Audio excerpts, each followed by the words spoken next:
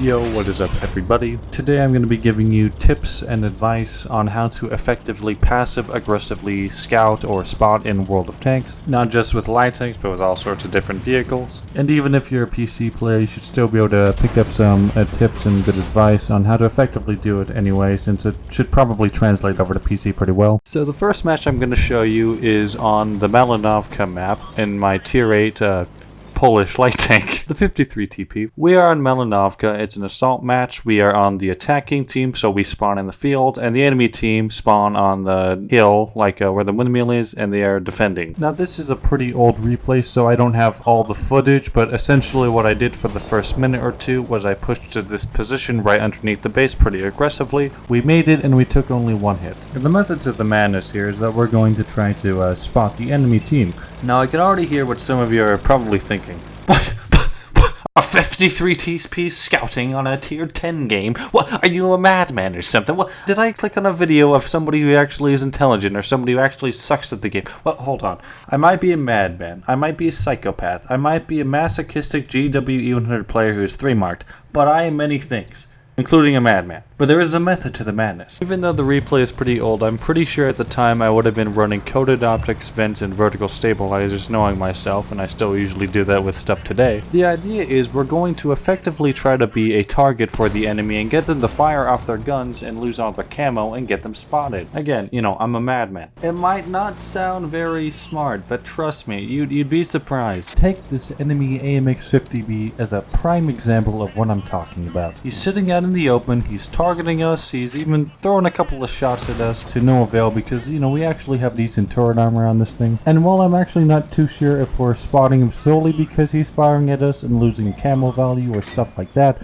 we are spotting him nonetheless. And he's making it a really difficult target for artillery to hit him. But, you know, luckily our artillery does in fact hit and kill him, just kind of decimates him. And now he's probably back in the garage complaining on some forum or maybe even Reddit about how artillery takes no skill and is broken, and you know, with that kind of evasive maneuvers he was taking, I could totally understand why he would say something like that. Alright, now that we dealt with a 50B, we have a little bit of breathing space, and oh my god, it's a wild AMX 5120 making a very intelligent play. Well, unfortunately for him, I'm going to play my accidental tracking card and track him in the middle of the open, get all the assisted for the people shooting at him, and I'm going to survive with a good amount of hit points left. You know, it was very smart play by him. He almost outplayed us heavily. That was not stupid at all. Anyway, now we're going to start pushing up because the coast looks clear and it looks like we can start advancing up and getting more vision out further up, even higher up on the hill. And we're also going to be trying to get shots at those heavies down there, but you know, since we're in a 53 TP, don't expect much of anything with that. We continue to bravely push up in our little tier 8 light tank and continue to extend our vision, passively aggressively spotting the enemy team. As you can see, we're racking up the spotting damage. Now, I'm not too sure what we are spotting and that's getting hit necessarily, but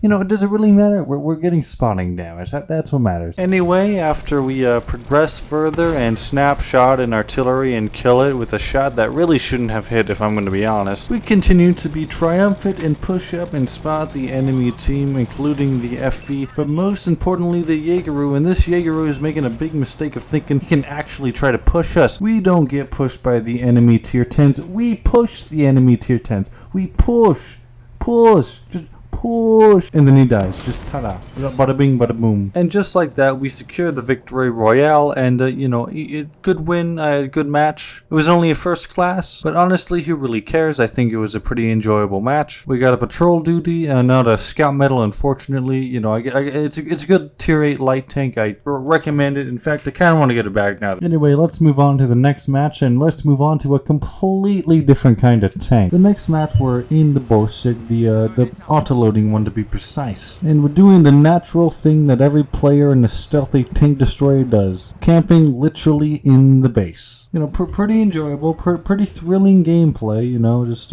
Very interesting. Well, after having some thrilling action sitting in the back of the map, you decide it's time you do something less interesting and go and try to be a scout, or maybe even flank something, or maybe just do something else that's much less interesting, like shooting this Kronwagen and the Conqueror. I know, very uninteresting. I will say, we are pretty lucky we hit, though, considering that we are firing nothing but APCR on this thing. The reason why you want to carry nothing but APCR on this thing is because you want that assassin potential, that punch, that little punch. In the cases that you can't spot your enemies and get the team to shoot them, and that you must use your gun, you can clip somebody. But you know, it is very hard to master the gold APCR rounds on this vehicle. Anyway, back to the video at hand. The key to playing a Borsig is you gotta scout very passive aggressively. And how do you do that, you ask? Well, you gotta move up onto a very high ground position while the enemy is obviously looking at you and trying to kill you. And what this will do is you're gonna be spotting stuff, and now you are in a passive aggressive position. This one might be more stupid than most, but you know what? It's still a passive aggressive position. You see that Death Star over there? While he can splash us the kill, he's for some reason not doing that and trying to get a clear good shot on us, and he's going to pay for that and get Death Starred himself. I'm so happy you can do 1800 damage with a Death Star in one shot. It's so hard to play. The point is, we got 15,000 assist damage just like that. Bada bing, bada boom. And using our trusty APCR rounds, we're gonna get shots into that one Centurion down there who seems to really like us. And that's pretty much the match, because you know, not the most interesting stuff. You get the idea. Passive aggressive. Here, I'll show you something more interesting. Alright, so pretty much our final match. We are in the S-51 Tier 7 tank destroyer with the howitzer. We are on the Paris map, a pretty excellent map, I must say, which was back when I was trying to 3-mark this thing and having the most fun ever. Now, what you want to do with your S-51, if you have one, put binocs on it. Don't be stupid and have coated optics. You're much better off with binocs. And the unique thing about this thing is it's so tall, you can actually spot stuff over the whole area back there, because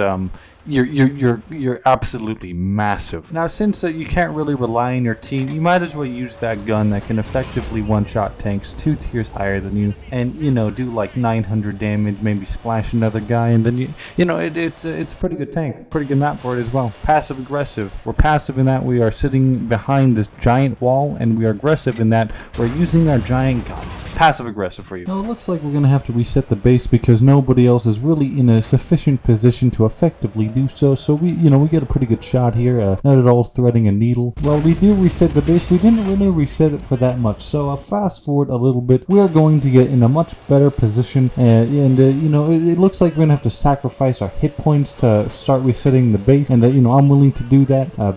Keep in mind, I am effectively the best S-51 player in all of console, according to WANinfo WNA. These are the kind of plays you gotta make. Now, as you can see here, while I do take a hit, the enemy team is effectively paralyzed while I am staring them down in the face, because they were not expecting such a impressive play. And while I don't hit and kill one of them, I do at least manage to reset the base a little bit, and I decide it's time to fall back, as they are too petrified, and I must give them time to recuperate. Now that we're actually in a smart position where we're not going to get spotted, we are finally going to aim in and kill a Tiger P, and get little reset base points or something like that. Now, the key to being passively aggressive in your Tier 7 Russian tank destroyer is you gotta go and mind your own business, you know, just like stare at a corner, maybe, you're technically aiming, but don't mind that, but you know, you're just being passive, you're minding your own business, and then all of a sudden some ISM thinks he's gonna come around. Now, you got a couple of options, and the only time you want to be aggressive here is if he decides to come out in front of your gun.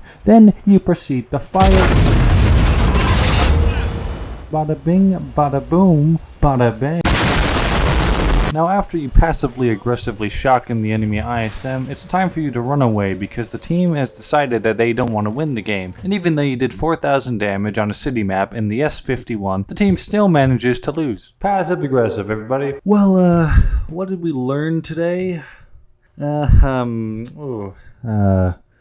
Well, we learned that I can make the definition of passive-aggressive be lost in time or something. So I guess to recap, the best way to be effectively doing something if you are under-tiered, for instance, like in the 53 TP game, is do something bold and rash, but calculated and effective. While the game with the Borsig, that was not calculated and effective. I just tried to do something really stupid, and it kind of worked out. If you can effectively bait people to take shots at you that you are rather sure will not hit, but will get them spotted, then if you can do that when you're under tiered or even just equal tiered, or really any tier in any kind of matchup, then you can probably rack in a bunch of spotting damage with something like, 53 TP, maybe a Tiger 2, a tank destroyer with armor. Just do some trial and error stuff. If you just sit in the back of the map all day when you're under tiered or something, or just when you're in a Borsig, if the match goes a certain direction, you're not gonna get anything done and nothing enjoyable is gonna happen, and it's just gonna be really boring. Same goes if you try to camp in the back with a heavy tank when you're under tiered on Malinovka or Prokhorovka or any map in general. I mean, I guess that's what we can take away from this, other than that I am the best S51 player on all of console. Anyway, I hope you enjoyed the video. Take away whatever you want from it. I don't really know what the best thing to take away is. If you enjoyed the video, please like and subscribe. Any support would be appreciated from about 99% of the people that I would be getting it from. And I will see you in the next video whenever I make another one. Goodbye.